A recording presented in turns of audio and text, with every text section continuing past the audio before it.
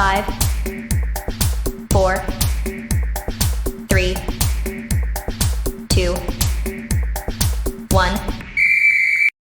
சாராவின் கொல்லைப்புறத்தில் பறந்து விரிந்த ஆப்பிள் மரத்தின் நிழலின் கீழ் லில்லி, டாம் மற்றும் ஜேக் ஆகிய 3 நண்பர்கள் உற்சாகமாக கூடினர். நண்பர்களே, நான் என் உறவினர் சொன்னதை சொன்னால் நீங்கள் நம்ப மாட்டீர்கள். சாராவின் தோட்டத்தில் எங்கோ ஒரு புதையல் புதைக்கப்பட்டிருக்காம். நாம் எந்த மாதிரி புதையல் பற்றி பேசுகிறோம் என தெரிந்து கொள்ளலாமா? பழைய செடி கொடிகள் அடங்கிய புதையல், சரிதானே லில்லி? ஐயோ, ஜேக் சொன்ன மாதிரி புதையல் கிடையாது. இது வேற மாதிரி புதையல். அட, என்னன்னு தான் சொல்லேன். ஐஸ்கிரீம்கள் மற்றும் சாக்லேட்டுகள் நிறைந்த புதையல். நண்பர்களே, என்னை நம்புங்கள், நான் உண்மையாதான் சொல்றேன். ஏன் கூட வாங்க, அந்த புதையலை எடுத்த பின் நம்புவீங்க. இவள் ஏதோ நம்மளை ஏமாத்த பாக்குறான்னு நினைக்கிறேன். சரி வா, நாம் வேட்டையை துவங்குவோம். மூவரும் தோட்டம் முழுவதும் சிதறி ஆர்வத்துடன் தடயங்களை தேடினர். அந்த புதையலை எடுத்த பின் நம்புவீங்க. பறவைகள் குளிக்கும் இடத்திற்கு அருகே புதையல் புதைக்கப்பட்டதாக நான் கேள்விப்பட்டேன்.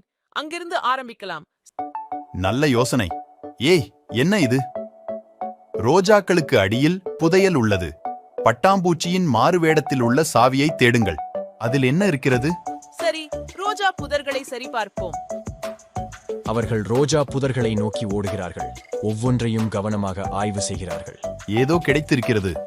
ஒரு புதரின் கீழ் ஜேக் ஒரு சிறிய உலோக திறவுகோலை கண்டுபிடித்தான். காத்திருங்கள். அங்கே பழைய நீரூற்றுக்கு அருகில். இது ஐஸ்கிரீம்கள் மற்றும் சாக்லேட்டுகளால் நிரம்பியுள்ளது. நான் சாக்லேட் பார் ஒன்றை எடுத்துக்கொள்கிறேன். நான் ஸ்ட்ராபெரி ஐஸ்கிரீம்களை எடுத்துக்கொள்கிறேன். நான் கேரமல் சாக்லேட்டுகளை எடுத்துக்கொள்கிறேன். இது மிகவும் வேடிக்கையாக இருந்தது நண்பர்களே. நாம் அடிக்கடி புதையல் வேட்டைக்கு செல்ல வேண்டும். கண்டிப்பாக. யாருக்கு தெரியும், இன்னும் பல பொக்கிஷங்கள் அங்கே கண்டுபிடிக்கப்பட காத்திருக்கின்றன. அதற்கு வாழ்த்துக்கள் நண்பர்களே.